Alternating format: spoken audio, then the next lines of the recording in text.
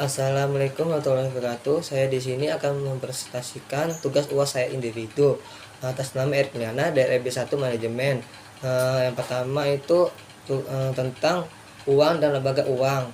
Nah, yang pertama, uang alat perantara untuk melakukan pertukaran atau perdagangan, transaksi atau sebagai alat pembayaran yang sah. Pelayanan uang dalam ilmu ekonomi atau fungsi uang digunakan untuk ada 4 cara, yaitu uang sebagai alat tukar menukar. Yang kedua, uang sebagai satuan nilai. Uang sebagai standar atau ukuran bayar yang ditunda. Keempat, uang sebagai alat penyimpanan nilai dan kekayaan. Yang kedua, jenis uang berdasarkan bahan. Ada 2 contoh, uang logam, emas dan perak. Nah, yang kedua itu uang kertas. Nah, berdasarkan nilai, bernilai penuh full body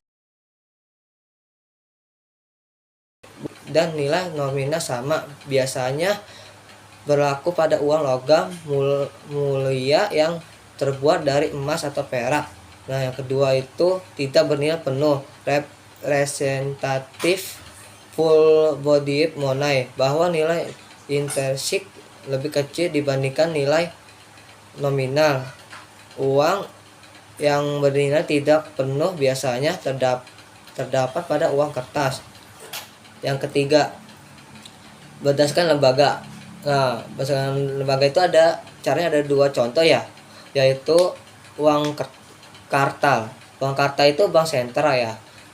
Biasanya diterbitkan oleh bank sentral, misalnya Indonesia, diproduksi oleh Bank Indonesia, digunakan di seluruh wilayah Indonesia.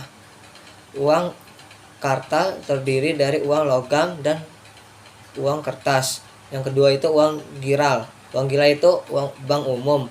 Uang giral berupa uang kertas dan uang logam yang diterbitkan oleh bank umum.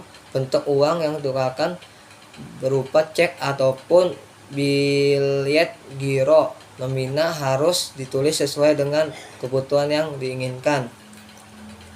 Yang selanjutnya itu berdasarkan kawasan. Berdasarkan kawasan itu ada 3 contoh ya. Uang lokal hanya berlaku di satu negara tentu saja, misalkan mata uang rupiah yang hanya berlaku di Indonesia. Yang kedua itu uang regional. Uang regional itu merupakan uang penggunaannya lebih luas dibandingkan dengan uang lokal. Misalkan mata uang euro yang dapat digunakan di beberapa negara Eropa seperti Jerman, Spanyol, Austria dan sebagainya. Nah, yang contoh ketiga itu uang internasional. Uang internasional berlaku di seluruh dunia. Ia dapat dijadikan sebagai alat pembayaran manapun negaranya. Uang internasional yang digunakan dan menjadi standar pembayaran adalah dolar Amerika. Dan selanjutnya uang digital. Uang digital itu ada 3 contoh ya. Nah, Erik kasih tahu ya 3 contoh ini.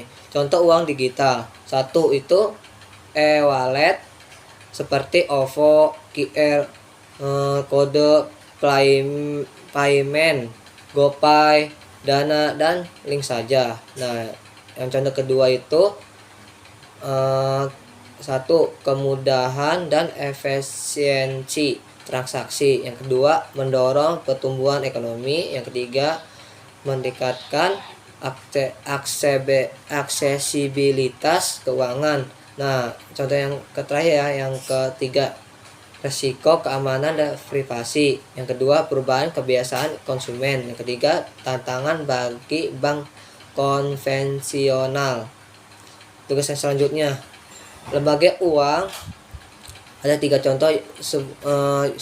Suatu lembaga untuk menghimpun dana dari masyarakat sekaligus menanamkan dana tersebut dalam bentuk lain berupa aset keuangan. Yang kedua itu lembaga keuangan bank sentral, bank umum, bank perkreditan rakyat. Yang ketiga itu lembaga keuangan dan non-bank. Non-bank itu contohnya seperti koperasi, simpan pinjam, asuransi, pegadaian. Yang selanjutnya, fungsi lembaga atau keuangan. Ada itu memberikan jaminan keamanan uang, memberikan informasi kepada nasabah, terus menyediakan transaksi untuk kegiatan sehari-hari, merasakan takaran produk menggunakan kredit atau uang tunai, memberikan